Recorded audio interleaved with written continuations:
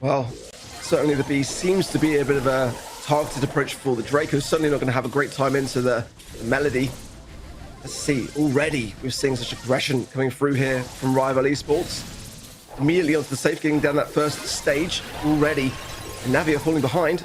That's the thing with Draco as well. If left on the safe, able to mark it up and get that additional damage shot, they need to really utilize this B that they've really put a lot of faith into. Safe down that first stage, which it is, but neck and neck are things currently as the Chuck was able to get some good value in the meantime for Rival Esports.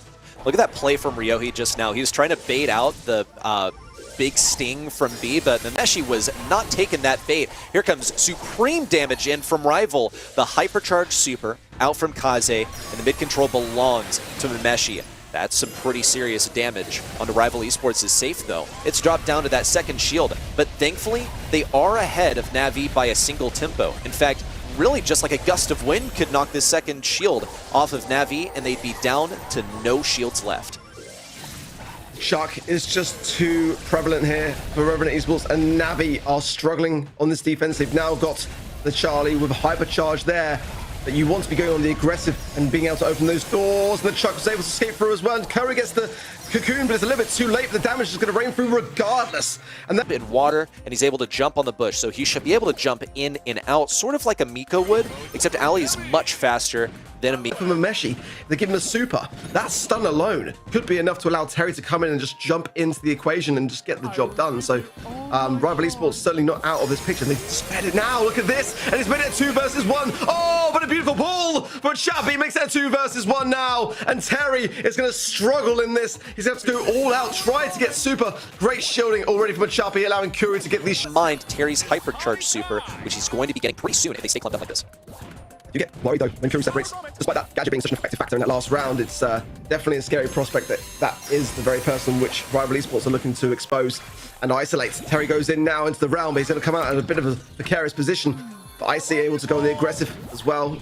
Ryohi now in that realm, comes out of it, the gas closes in, and these much needed heals from Kuru are going to have to be massively clutched now. The speed comes in, and a hypercharge from the Buster at just the nick of time, but the alley comes in, 2 versus 2, 2 players go down. Now, can Navi stay standing? Ryohi staying alive here. Can he get it? No! The gets into dragon form now. Not able to get much value from it. Does go straight for the biggest target. There's the stun from the Bonnie, but Chappy is there for support. Really staying alive there with the last stand gadget, and there's 3 members of Navi. Terry gets 1. Can he do the unthinkable here? And just get him as soon as he comes out, and that is the power of Charlie in this current meta. I'm loving how this brawler, like, you know, I remember when it first came up for us. Oh, look at this. Could be a goal here, actually, potentially. No, defended for now, but Chappy forces it through. Great start for Navi. I was just going to say how when Charlie came in, I remember so distinctly that me and Kenny were just not sold on it whatsoever, and it's just the way the meta's shaped to be that it's just now come into being one of the best brawlers really at countering a lot of these aggressive hypercharges. That is very, very true. My goodness. Wow, what a comeback as well. A defense from a Choppy. Oh my gosh, and Ryohi is going to force them all out of this. A single Jackie respawning with a super is enough to shut down a 3v1. That is the power of Jackie as a goalie in Brawl Ball. Here comes IC though, getting aggressive once more. A Choppy's gonna feel the heat, and now IC's got a super chain together. Kuru doesn't have any sight lines on anyone, and Terry gets to exist within these boxes. Looks for the kill on Ryohi as well with the gadget, but here comes the looming threat of Jackie once more. Looks for the kill on Terry, and folks, that is how the matchup goes. You're really not punching through that Jackie. Response out from Ryohi to keep this aggression going. Looks for the 2K, but picks up the ball and cannot fire away. Nonetheless, another stellar defense from Navi. Yeah, beautiful stuff. Really, really was. And just deflated the threat so quickly. Now, a hypercharged loop, but they've got to find the connection, which they've gone to a Chappy, leaving now Kuru in a perilous position, but that cocoon yet again is the 4th man for the team, and it just keeps feeding Ryohi. Every single time he's guaranteed to get something off the back of it, and it just deflates everything. Kuru's playing this Charlie so well. 10 seconds on the clock. Can Rival Esports get this ball and get something of it? Hypercharge out there. There is potentially still time here. There's Kuru stunned down the left-hand side on the middle there, as well as an opening potentially for Terry. He gets it! And just 2 seconds before overtime. What a shot from Rival Esports, and they're staying playing in this game. What an ankle breaker to bring us to OT. They've got to keep this aggression going. They have a super on IC, but the hypercharge is out from Kuru on the left side. IC now looking for the kill on Kuru, shut down by the spiders that are out. Kuru in his last legs. Here comes the out of bounds Shade trying to play goalie, doing his best, popping the hypercharge, but it's still not enough. And this game goes. Terry opted to go for that. Now he's superless, and he does have a hypercharge. He will be able to play around Mameshi, but it would have been so much better if he had a super of his own. The hypercharge out from Ryohi. He's frozen, rooted into the ground, in the team wipe from Rival to the game.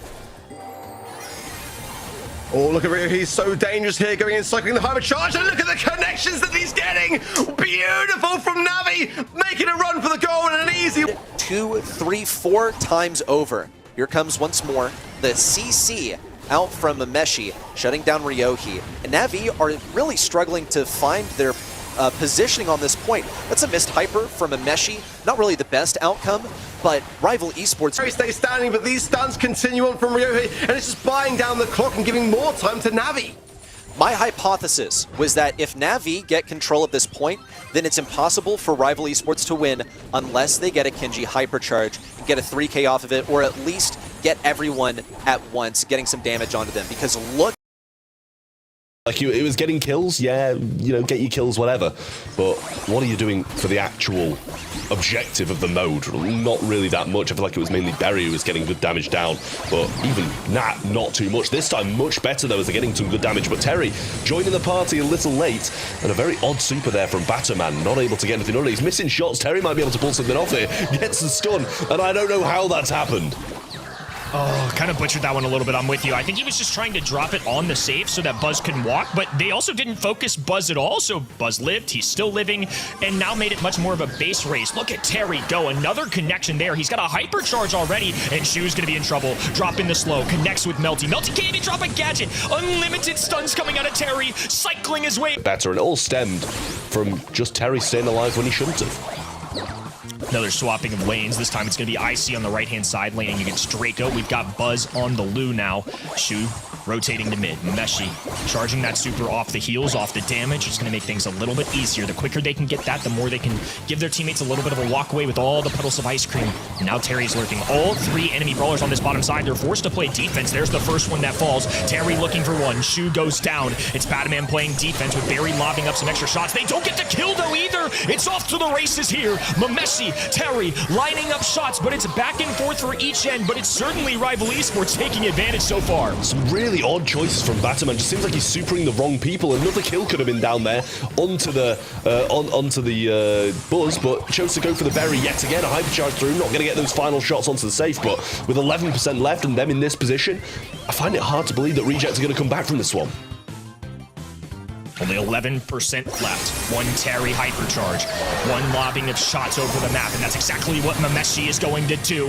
Isolates them, gets the extra tags, and makes it look way too easy. Great offense coming out of Terry there in games number 2 and 3, and allows Rival to make a little bit of a comeback.